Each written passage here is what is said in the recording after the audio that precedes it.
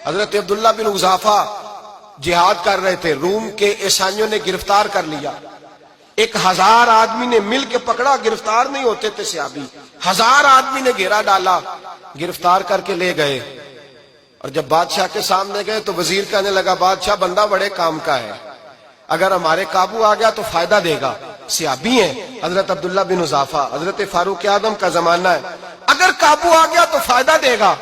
بادشاہ کہنے لگا کیوں، کیا خوبی ہے؟ کہنے لگے ہم 1000 آدمی تھے، یہ اکیلا قابو نہیں آ رہا تھا، 1000 آدمی تھے، اگر ہماری فوج میں شامل ہو گیا تو بہت بڑا جرنیل ملے گا۔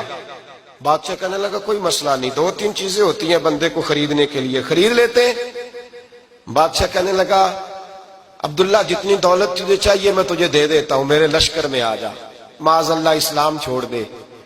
حضرت عبداللہ بن حذافہ کیا فرماتے ہیں؟ فرماتے ہیں بڑا تو بیوقوف ہے، میں نے دولت کمانی ہوتی تو مدینے میں بیٹھ کے تجارت کرتا، میں دولت کمانے نہیں نکلا، میں تو رسول اللہ کی رضا کمانے کے لیے نکلا ہوا ہوں۔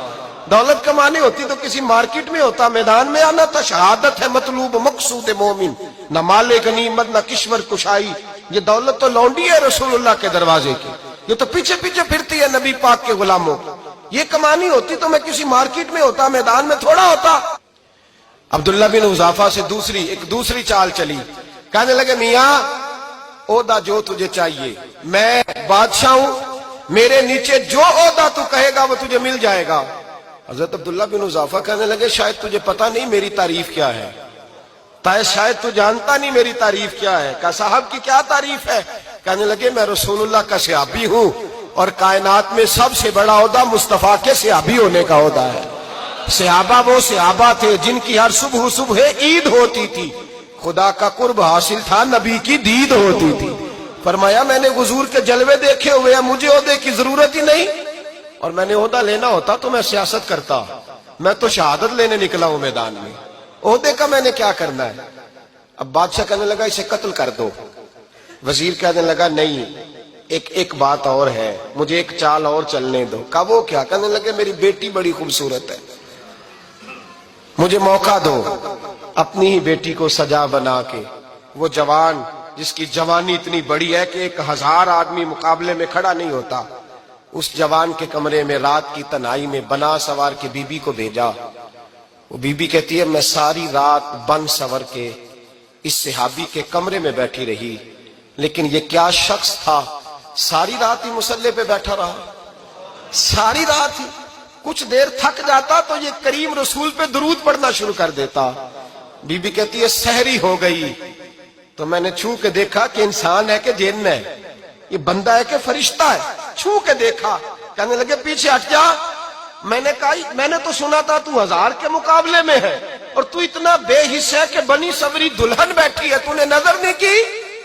عبداللہ بن حذافہ، بی بی کہتی ہے نظر پھر نہیں اٹھائی، نظر پھر جھکی ہوئی ہے۔ کہنے لگے بی بی میں مجبور ہوں، اب میرے اوپر کوئی حسن نہیں چلتا، میں نے جلوہ والضحیٰ کا دیدار کیا ہوا ہے، اب میری نگاہوں میں جچتا نہیں کوئی، اس لیے کہ جیسے میرے سرکار ہے ایسا نہیں کوئی۔ کبھی بھی اب نہیں کسی کا میرے اوپر جادو چلتا، میں نے مصطفیٰ کو، اور کہا ذرا پیچھے ہٹ کے بیٹھ، مجھے میرے رسول نے غیر محرم سے بچنے کا حکم دیا ہے، ذرا پیچھے ہٹ کے بیٹھ۔ سحری کا وقت تھا، وہ بی بی کہتی ہے اس نوجوان کے جملے میرا سینہ چیر گئے، کلیجہ پھٹ گیا، چیخ نکلی، میں کفر کے عالم میں روئی۔ میں نے کہا مجھے بتا تو صحیح، آخر یہ جذبہ کہاں سے ملتا ہے، آخر یہ روشنی تو میں نے دیکھی نہیں، کہاں سے آتی ہے؟ ایک میرا باپ ہے جو بنا سور کے مجھے تیرے کمرے میں چھوڑ گیا، بتلا یہ کہاں سے کیف آتے ہیں؟ تو عبداللہ بن حذافہ کہنے لگے اگر کیف لینا ہے تو بھی میرے مصطفیٰ کا کلمہ پڑھ جا، آجا دروازہ رسول پہ جھک جا، مل جائے گا۔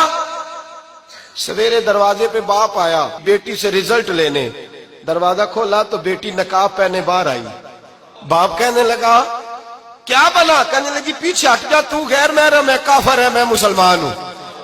اس نے کہا کیا ہوا؟ کہنے لگی تیرے جیسے کو باپ کہوں، تیرے جیسے کو جو مجھے استعمال کر رہا تھا، میں تجھے باپ نہیں مانتی، میں اب رسول والی ہو گئی ہوں، میں حضرت فاطمہ کی کنیزہ ہو گئی ہوں، میں اب نبی کریم کی خادمہ ہوں، خبردار میرے قریب نہ آنا۔ یہ دعوی بھی ناکام ہوا۔ اب حضرت عبداللہ بن حذافہ کے سامنے موت کھڑی کی، ایک کڑا میں تیل گرم کیا، کہنے لگے تجھے اس میں جلایا جائے گا۔ حضرت عبداللہ بن حذافہ رضی اللہ تعالیٰ عنہ جب جلنے کے قریب ہوئے تو رونے لگے۔ روم کا بادشاہ کہنے لگا شاید ڈر گیا ہے، کہنے لگے اب سمجھ آئی ہے، اب تجھے پتا چلا ہے، چلا آ جا۔